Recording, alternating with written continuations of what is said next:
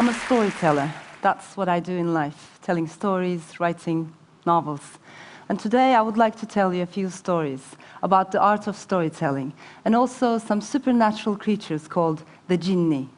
But before I go there, please allow me to share with you glimpses of my personal story. I will do so with the help of words, of course, but also a geometrical shape, the circle. So throughout my talk, you will come across several circles. I was born in Strasbourg, France, to Turkish parents. Shortly after, my parents got separated and I came to Turkey with my mom. From then on, I was raised as a single child by a single mother. Now, in the early 1970s, in Ankara, that was a bit unusual. Our neighborhood was full of large families where fathers were the heads of households. So I grew up seeing my mother as a divorcee in a patriarchal environment. In fact, I grew up observing two different kinds of womanhood. On the one hand was my mother, a well-educated, secular, modern, westernized Turkish woman. On the other hand was my grandmother, who also took care of me and was more spiritual, less educated, and definitely less rational. This was a woman who read coffee grounds to see the future and melted lead into mysterious shapes to fend off the evil eye. Many people visited my grandmother, people with severe acne on their faces or warts on their hands. Each time, my grandmother would utter some words in Arabic, take a red apple, and stab it with as many rose thorns as the number of warts she wanted to remove. Then, one by one, she would encircle these thorns with dark ink. A week later, the patient would come back for a follow-up examination. Now, I'm aware that I should not be saying such things in front of an audience of scholars and scientists, but the truth is, of all the people who visited my grandmother for their skin conditions, I did not see anyone go back unhappy or unhealed. I asked her how she did this. Was it the power of praying? In response, she said, yes, praying is effective, but also beware of the power of circles. From her, I learned, amongst many other things, one very precious lesson, that if you want to destroy something in this life, be it an acne, a blemish, or the human soul, all you need to do is to surround it with thick walls. It will dry up inside. Now, we all live in some kind of a social and cultural circle. We all do. We're born into a certain family, nation, class. But if we have no connection whatsoever with the worlds beyond the one we take for granted, then we too run the risk of drying up inside. Our imagination might shrink, our hearts might dwindle, and our humanness might wither if we stay for too long inside our cultural cocoons. Our friends, neighbors, colleagues, family, if all the people in our inner circle resemble us, it means we are surrounded with our mirror image. Now, one other thing women like my grandma do in Turkey is to cover mirrors with velvet or to hang them on the walls with their backs facing out.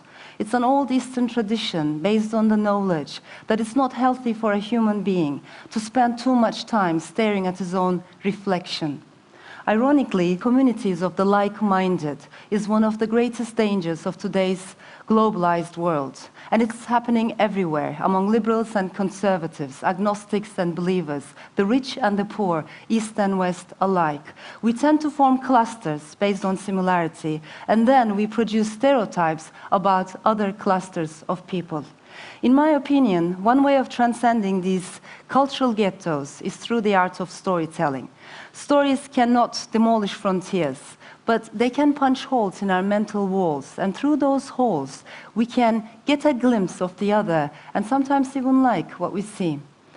I started writing fiction at the age of 8. My mother came home one day with a turquoise notebook and asked me if I'd be interested in keeping a personal journal. In retrospect, I think she was slightly worried about my sanity. I was constantly telling stories at home, which was good, except I told this to imaginary friends around me, which was not so good.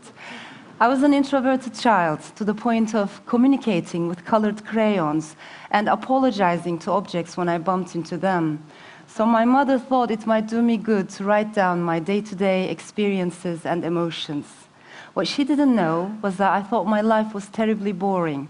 And the last thing I wanted to do was to write about myself. Instead, I began to write about people other than me and things that never really happened. And thus began my lifelong passion for writing fiction. So from the very beginning, fiction for me was less of an autobiographical manifestation than a transcendental journey into other lives, other possibilities. And please bear with me, I'll draw a circle and come back to this point.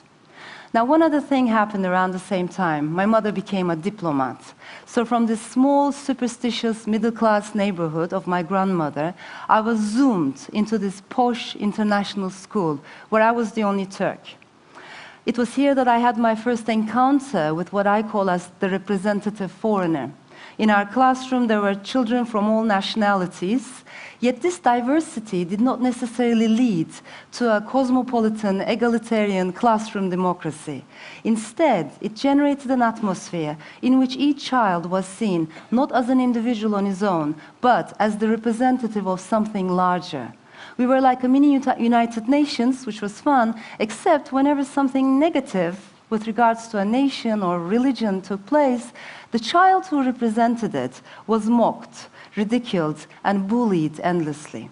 And I should know, because during the time I attended that school, a military takeover happened in my country, a gunman of my nationality nearly killed the Pope, and Turkey got 0 points in Eurovision Song Contest. I skipped school often and dreamed of becoming a sailor during those days. I also had my first taste of cultural stereotypes there. The other children asked me about the movie Midnight Express, which I had not seen. They inquired how many cigarettes a day I smoked, because they thought all Turks were heavy smokers. And they wondered at what age I would start covering my hair. I came to learn that these were the 3 main stereotypes about my country: politics, cigarettes, and the veil. After Spain, we went to Jordan, Germany, and Ankara again. Everywhere I went, I felt like my imagination was the only suitcase I could take with me. Stories gave me a sense of center, continuity, and coherence, the 3 big C's that I otherwise lacked. In my mid-20s, I moved to Istanbul, the city I adore. I lived in a very vibrant, diverse neighborhood where I wrote several of my novels. I was in Istanbul when the earthquake hit in 1999. When I ran out of the building at 3 in the morning, I saw something that stopped me in my tracks. There was the local grocer there, a grumpy old man who didn't sell alcohol and didn't speak to marginals. He was sitting next to a transvestite with long black wig and mascara running down her cheeks. I watched a man open a pack of cigarettes with trembling hands and offer one to her. And that is the image of the night of earthquake in my mind today. A conservative grocer and a crying transvestite smoking together on the sidewalk. On the face of death and destruction, our mundane differences evaporated, and we all became one, even if for a few hours. But I've always believed that stories too have a similar effect on us.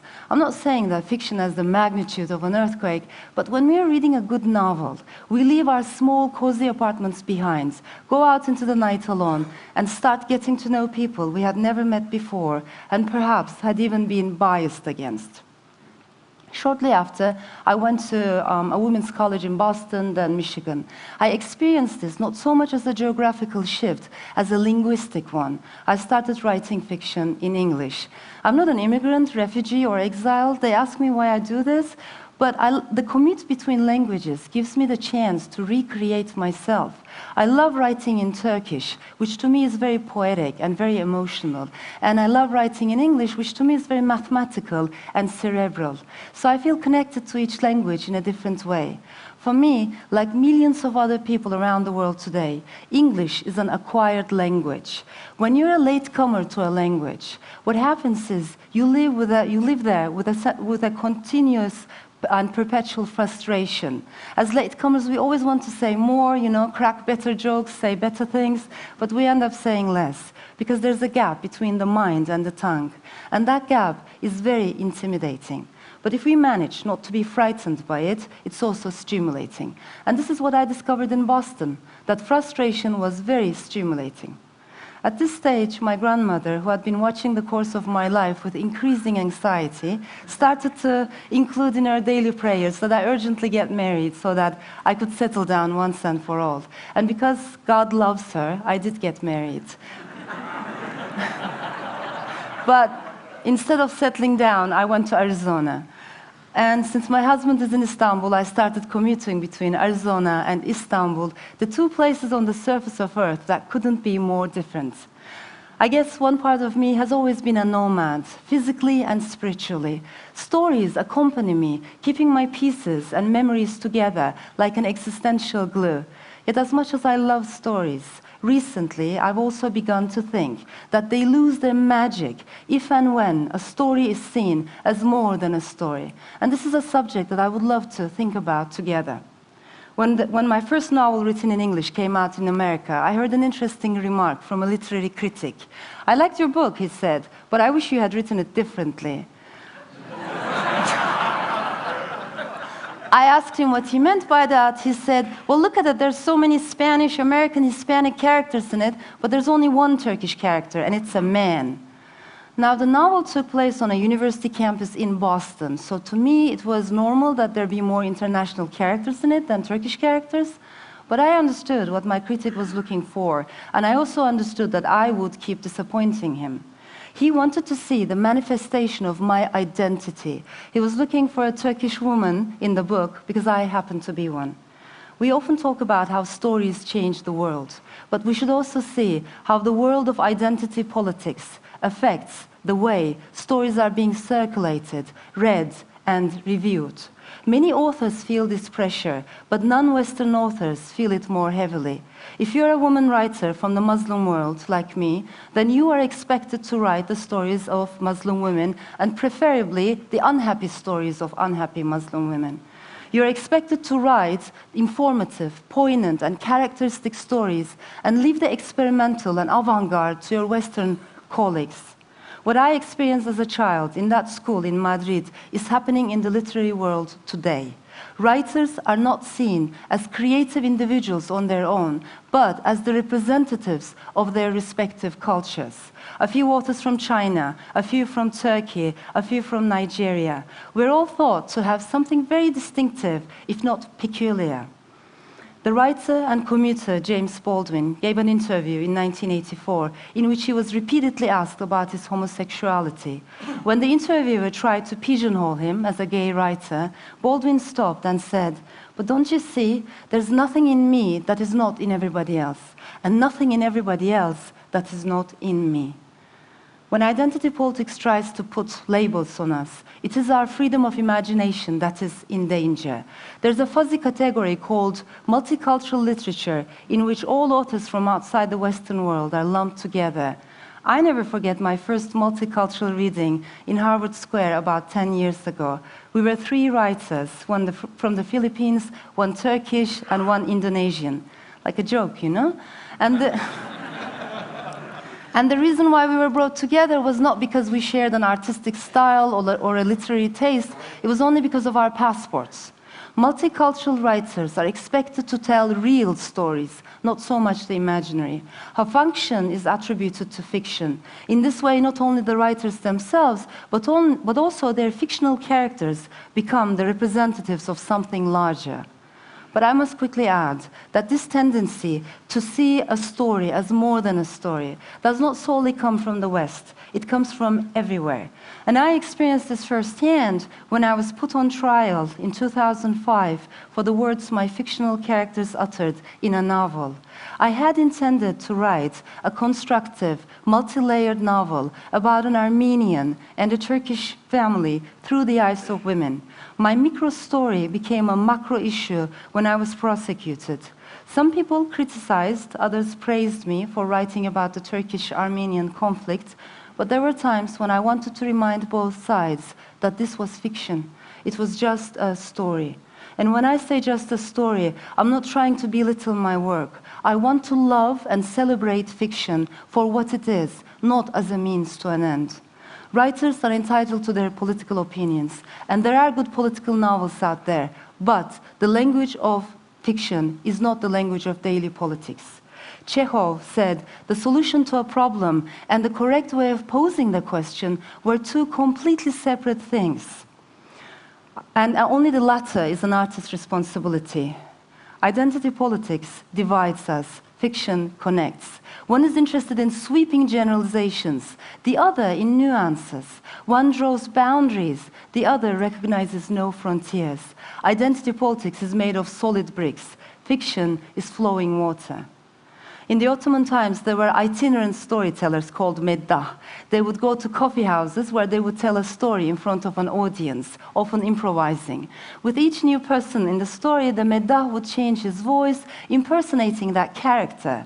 Everybody could go and listen, you know? Ordinary people, even the sultan, Muslims and non-Muslims. Stories cut across all boundaries. Like the tales of Nasreddin Hoja, which were very popular throughout the Middle East, North Africa, the Balkans, and Asia. Today, stories continue to transcend borders. When Palestinian and Israeli politicians talk, they usually don't listen to each other. But a Palestinian reader still reads a novel by a Jewish author, and vice versa, connecting and empathizing with the narrator. Literature has to take us beyond. If it cannot take us there, it is not good literature.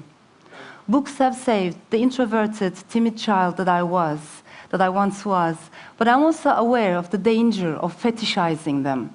When the poet and mystic Rumi met his spiritual companion, Shams of Tabriz, one of the first things the latter did was to toss Rumi's books into water and watch the letters dissolve.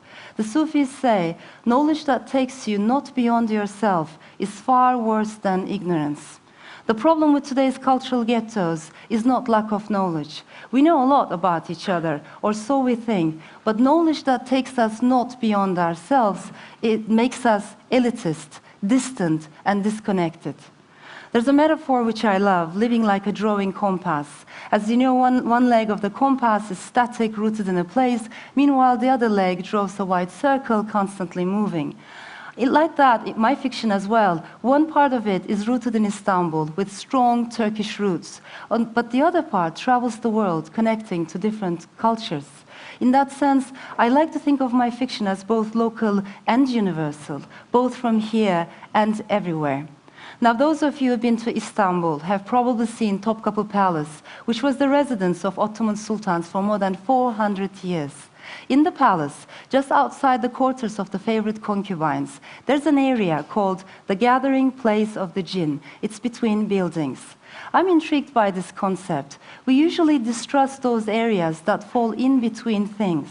We see them as the domain of supernatural creatures, like the jinn, who are made of smokeless fire and are the symbol of elusiveness.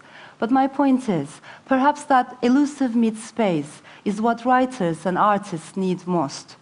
When I write fiction, I cherish elusiveness and changeability. I like not knowing what will happen 10 pages later. I like it when my characters surprise me.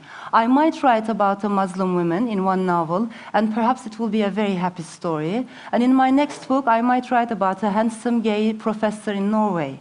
As long as it comes from our hearts, we can write about anything and everything. Audre Lorde once said, "The White Fathers taught us to say, 'I think, therefore I am.' She suggested, 'I feel, therefore I am free.'" I think it was a wonderful paradigm shift. And yet, why is it that in creative writing courses today, the very first thing we teach students is, write what you know? Perhaps that's not the right way to start at all. Imaginative literature is not necessarily about writing who we are, or what we know, or what our identity is about. We should teach young people and ourselves to expand our hearts and write what we can feel. We should get out of our cultural ghetto and go visit the next one and the next. In the end, stories move like whirling dervishes, drawing circles beyond circles. They connect all humanity, regardless of identity politics, and that is the good news. And I would like to finish with an old Sufi poem. Come, let us be friends for once. Let us make life easy on us. Let us be lovers and loved ones. The earth shall be left to no one. Thank you.